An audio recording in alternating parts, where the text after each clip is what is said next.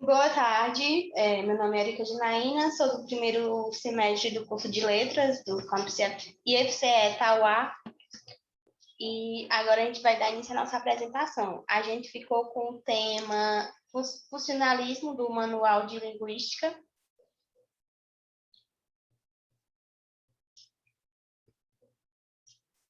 Agora eu vou apresentar o slide.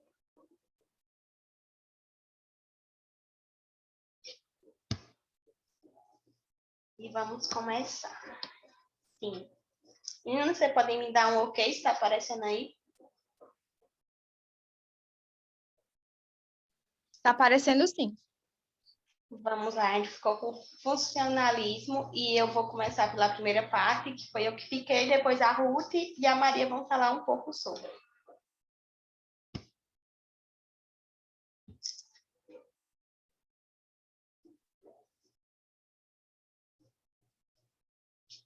Bom, o funcionalismo é uma corrente linguística que, em sua posição ao mesmo estruturalismo e ao generatismo, se preocupa em estudar a relação entre a estrutura gramatical das línguas e os diferentes contextos comunicativos que elas são usadas. O funcionalismo aponta-se a algumas das principais destinações entre as correntes formalistas e aquelas de cunho funcional, enforcando-se os propósitos comunicativos interacionais da linguística. Dessa forma, dessas últimas, o que aplicou a reflexão sobre o fenômeno linguístico. Ângelica Furtado da Cunha faz ainda uma distinção entre funcionalismo desenvolvido na Europa e o de Cunha Norte, destacando algumas categorias importantes da análise da língua desses estudos, como tema, rema, perspectiva ao sistema e a emergente. Para discutir mais detalhadamente algumas categorias de análise da perspectiva funcionalista, como a incapacidade, a informativa, a emarcação, a transmissiva e ao plano discutivo e o processo de gramaticalização, a autora apresenta um grupo funcionalista, atualmente no Brasil, denominando discurso e gramática, para mostrar como um grupo trabalha com aspectos mencionados. E agora eu vou passar a palavra para a Ruth, que ela vai falar sobre o funcionalismo europeu. Ruth, está preparada? Pode passar. Pronto. Bom, boa tarde. Eu vou explicar um pouco sobre o funcionalismo europeu, né? Logo de início, ele vai surgir como um movimento particular dentro do estruturalismo, onde a gente pode enfatizar a função das unidades linguísticas, né? Vou dar como exemplo a fonologia, que é o papel dos fonemas, e também a distinção e demarcação das palavras, né? Aí, de início, vai surgir a Escola de Praga, que se originou no circuito linguístico. Ele foi fundado em 1926 pelo linguista tcheco Vilém Mattheusis, né? E depois vai vir os estudos fonológicos, que ele foi estudado por vários linguistas, e a principal escola foi a Escola de Praga, que obteve maior proteção. Aí, dentro da Escola de Praga, teve os seus principais representantes, que foi o Nicolage, e esse nomezinho francês que eu não sei falar, vou falar só como Nicolage normal mesmo, é onde ele criou o contraste funcional na distinção entre fonética e fonologia. Aí, uma dessas funções é a função distintiva, né? Onde o P ele vai ser um fonema oclusivo, bilabial e surdo, né? Ele não é muito sonoro. Quando a gente fala assim, ó, P, né? Ele é menos sonoro. Aí já o B, ele é menos oclusivo, bilabial e ele é mais sonoro. Quando a gente fala B, né? Ele tem um traço mais sonoro do que o P. Aí também, dentro das funções que Nicolau criou, tem a função demarcadora, que ela serve para marcar a fronteira entre uma forma e outra na cadeia da fala. Temos como exemplo a palavra fábrica, onde o acento tônico dessa palavra ela vai ter a função demarcadora, que ela é importante no português, né? Quando a gente diz fábrica, que é o substantivo, e fábrica seria o verbo, que vem de fabricar. Eu vou pedir para a Erika Janaína passar o slide para mim, por favor. Pronto. Aí também vai ter a função expressiva, que é um traço fonológico que vai indicar o estado de espírito do falante e os seus sentimentos, a sua atitude. Aí, como exemplo, eu estou colocando a pronúncia fática lindo, né? Que é o alongamento da vogal, que seria o I, e o O no final. Então, a pessoa vai usar um sentimento em questão de comentar uma foto, por exemplo. Normalmente, nas redes sociais, a gente usa o lindo, né? Alongando o I ou então o O no final da vogal. Aí, Jacobson, por sua vez, ele é responsável pela introdução do conceito de marcação na morfologia, né? Onde ele vai aplicar, primeiramente, na fonologia, o princípio da marcação, que ele vai estabelecer a distinção entre as categorias marcadas e as não marcadas, né? Que seria um contraste binário. Aí ele dá o exemplo do P e do B, como eu falei anteriormente, que o B ele vai ser caracterizado pelo traço mais sonoro, e ele vai ser marcado, e já o P ele vai ser menos sonoro e ele não é um traço marcado. Aí Mateuses ele faz uma análise de termos da informação transmitida na organização das palavras. Você pode passar o slide para mim, por favor?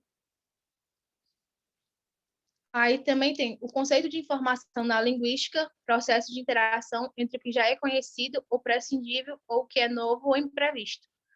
Aí ele é a questão assim, se considerarmos como costumam fazer os funcionalistas, né, a organização sintática da cláusula, ela vai ser motivada pelo contexto discursivo em que esta ocorre. Não podemos dizer, por exemplo, que A e B seriam empregados na mesma situação de comunicação. Quando ele diz assim, eu já li esse livro, né, na letra A, e depois ele fala, esse livro eu já li. Essa diferença pragmática, ela vai estar relacionada ao status informacional dos elementos que vão compor a cláusula. Nos exemplos, o fato de esse livro ter ou não ter sido mencionado anteriormente, ele vai constituir ou não uma informação nova, né, para o interlocutor. Aí já no caso de B, o termo esse livro, ele vem mencionado antes, né? Ele vai apresentar o status de informação dada logo no início da frase, né, no início da sentença. Aí os funcionalistas, eles fizeram a organização sintática da cláusula, que ela vai ser motivada pelo contexto discursivo, que seria semântico, que seria o significado de significado, e a pragmática, que seria diferente da prática e do funcionamento. Aí, pode passar.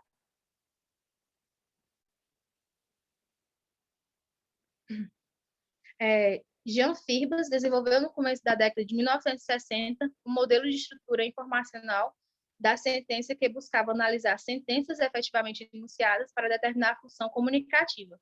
Como exemplo, ele está dando aqui. O que Maria comprou? Maria comprou seria o tema utilizado, né? Seria a informação dada no dinamismo comunicativo. Aí Maria comprou uma bolsa preta, né? Aí seria, quando ele fala assim, uma bolsa preta seria o rema. Ele está informando o que Maria comprou, né? O que seria esse tema e o que seria o rema?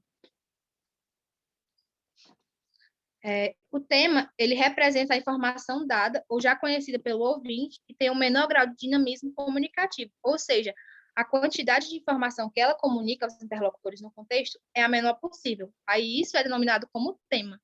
Já o rema é a parte que contém a informação nova e ele apresenta o grau máximo de dinamismo, né? Quando ele fala que uma bolsa preta, né? Que é o significado que a Maria comprou. A próxima parte.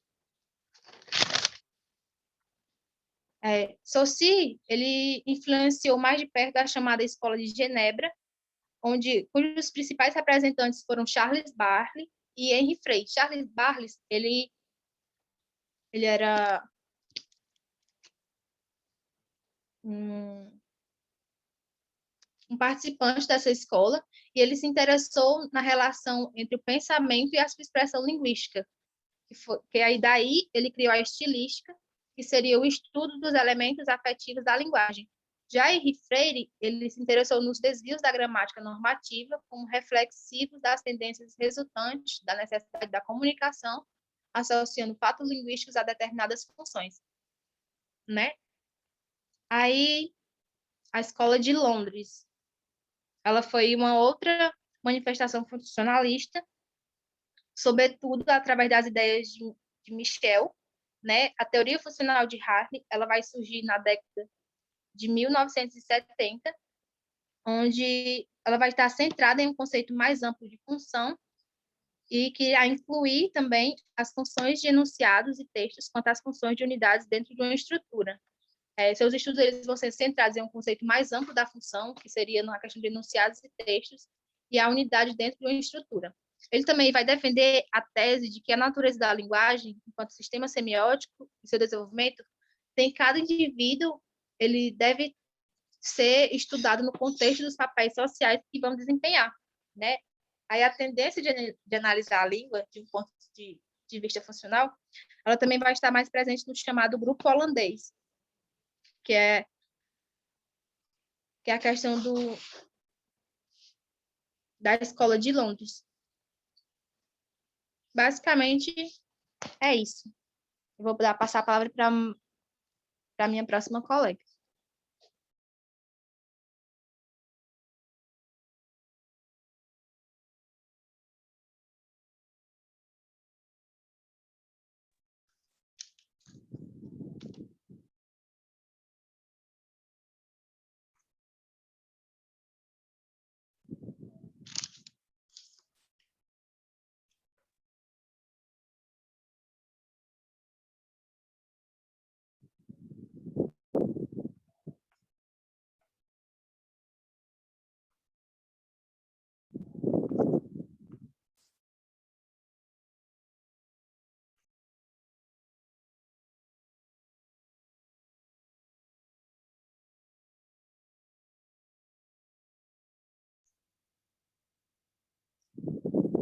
Boa tarde.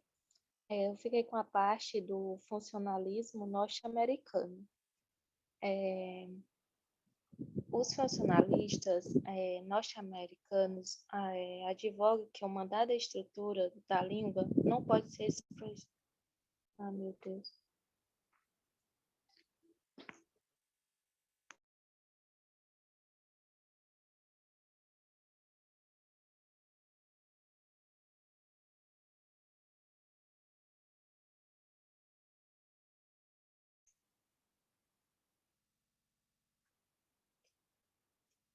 Dando continuidade em relação ao funcionalista, os funcionalistas norte-americanos advogam que o mandado da estrutura da língua não pode ser proveitosamente estudada, descrita ou explicada sem referência à sua função comunicativa, o que, aliás, caracteriza todos os funcionalistas até aqui mencionados na página 163. Para os vertentes norte-americanos, a língua é usada para satisfazer necessidades comunicativas, sendo assim, a forma da língua reflete, em certa medida, a função que ela exerce.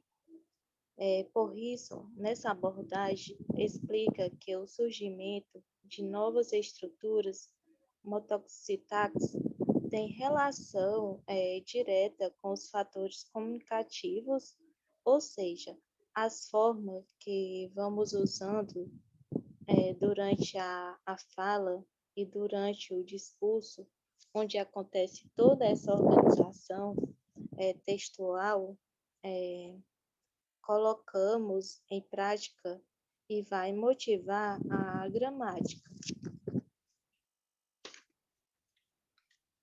Então, nessa vertente, existe uma forte relação entre gramática e discurso. E como levanta a questão da interação verbal, cada funcionalismo, ao funcionalista, descrever a linguagem não como um fim em si, mas como um instrumento, um requisito pragmático na interação verbal.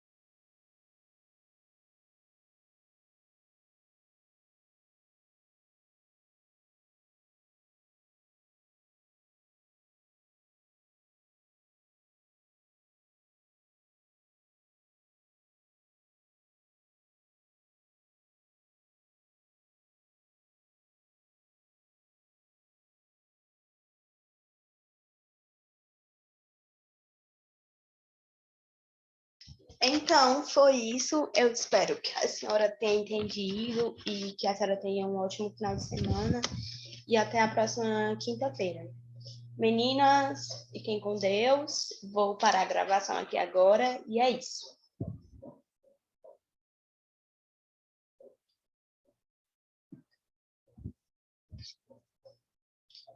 Oi, gatinhas.